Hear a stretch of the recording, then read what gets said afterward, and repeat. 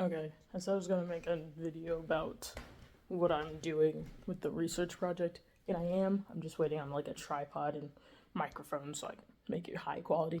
But for now, enjoy a short video about what's in my bag. Hopefully it's short, I'm long-winded.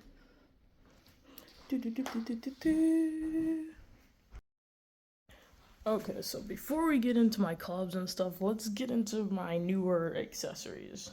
To be correct, since the last time I made one of these videos, I've changed what launch monitor I use and what kind of rangefinder I use, plus my bag has changed. And probably the ball I use has also changed, but let's just get into that. Okay, so these two cases represent the two things tech-wise that I've actually changed in my bag, and yeah, they're pretty cool.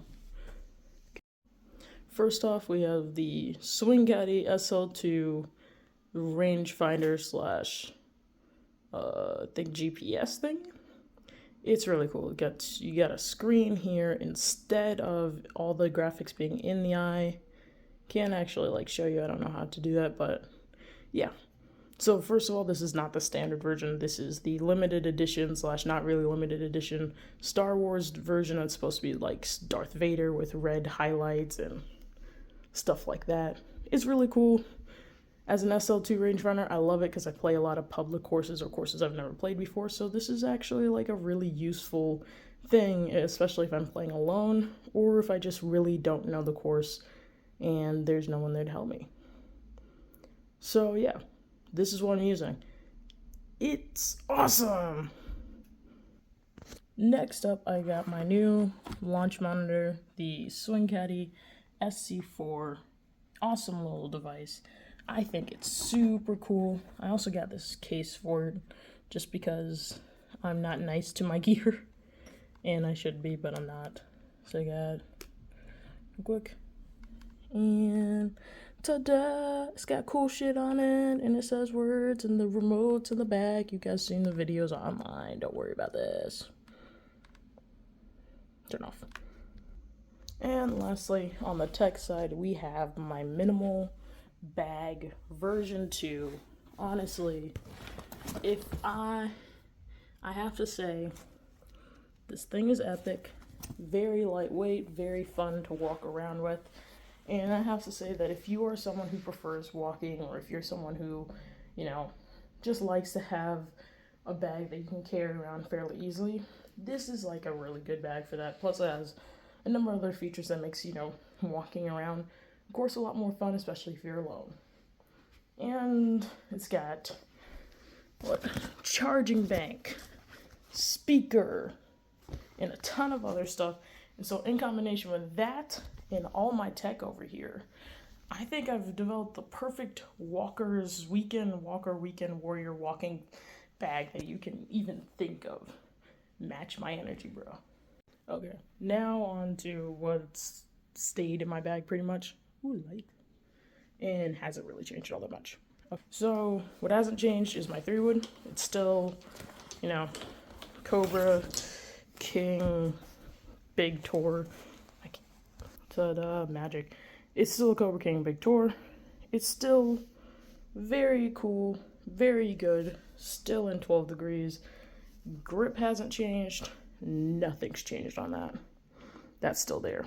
Then we got the irons. I'm still playing PTX Pros. I'm still playing Florida pitching wedge. I'm still not playing the 5 or the 6, but I am playing the 7s and the 8s and the 9s and the 4. They're still awesome. Still great clubs. Still highly suggest. Very sorry that Ben Hogan is gone now. So there are 2 things I have in my bag. I'm not sure if they're new or if I had them in the last video. I didn't want to watch it because I hate the sound of my voice. But I'll just say that there's something I had in my last video, so they're not new. Those things are the Ben Hogan UI High 3-iron at 18 degrees. I love this club. It does everything I want it to. It's like a mini rocket launcher with an absolutely no spin, which is beautiful because I launch it so high. I need to clean the face, though. Yeah, I also changed the shaft. It's no longer a mystery shaft. It's a hazardous smoke shaft. Ta-da! Bing. Next, on something that may have been in the last video, probably not, is this wedge. I got a 54-degree Jaws wedge, stock shaft. Got a tacky grip, don't know what it's called, but yay! So that's pretty much everything in my bag that has not in fact changed. Irons, 3-wood, and 3 driving iron have never changed. Probably won't. And now let's talk about the stuff that's changed drastically. First up is my 2-iron. Boom. I got the Mizuno Pro 2-iron. Ignore the fake grass sticky stuff. And probably need to change the shaft because this is a regular flex, but like most things, it does exactly what I want. You change the stuff. It does exactly what I want, and I got it really cheap off a Second Swing, so I love it. It's a great club. Next up is my really, really cool putter. Place that down for a second. This is the Wilson Arc 1 4 something model, and I love it. This thing, it looks weird, it's just like me, and it's awesome to play. I still need to figure out how to clean the face properly, but it's just awesome. I changed the grip on it because the grip they had was crusty old leather, but I actually got this at a golf course in their pro shop for $50, and it still had the plastic on the head, and yeah, so it's basically a brand new putter from like early 2000s. Time for the club everyone wants to hear about, everyone wants to know about. It's the big dog. I got another Ben Hogan club. I got this used, $150, and I made some adjustments. This is very well used by someone else. Ben Hogan GS53 9-degree driver. And I gotta tell you guys, I love this thing. So this is my new driver to replace the RBZ and the Cobra and whatever else I had in the last video. And this is going to be staying in my bag, hopefully. It is 9 degrees, lofted down to about 8 on its low setting, I think. And it is, key point here is that it's 445 cc's, completely titanium, and beautiful. So another key point here is that it's a Tensai shaft, specifically a Tensai white shaft, and it's 65 grams in an X flex. It's the AV series, so I think it's supposed to be a little bit more whippier, but it is brilliant. I love it. I love the shaft in this club. So obviously the Ben Hogan GS53 did not originally come in any sort of Tensai white shaft, as I understand. So how did I get a Tensai white shaft for a Ben Hogan head? Well, it was complicated. Let me show you.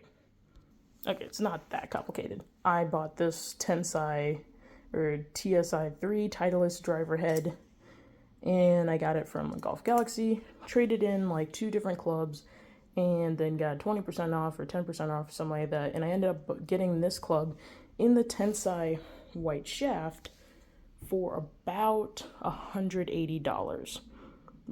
And I really only wanted the shaft and figured I could sell this online, so that's what I'm doing. But that's how I got the shaft. And then I had someone at my work just put a different adapter, take the Titleist adapter off the shaft and put my Ben Hogan adapter on it, and pretty much it's worked out well. If you're wondering why I would go for an X-Flish shaft, it's fairly easy. It works better.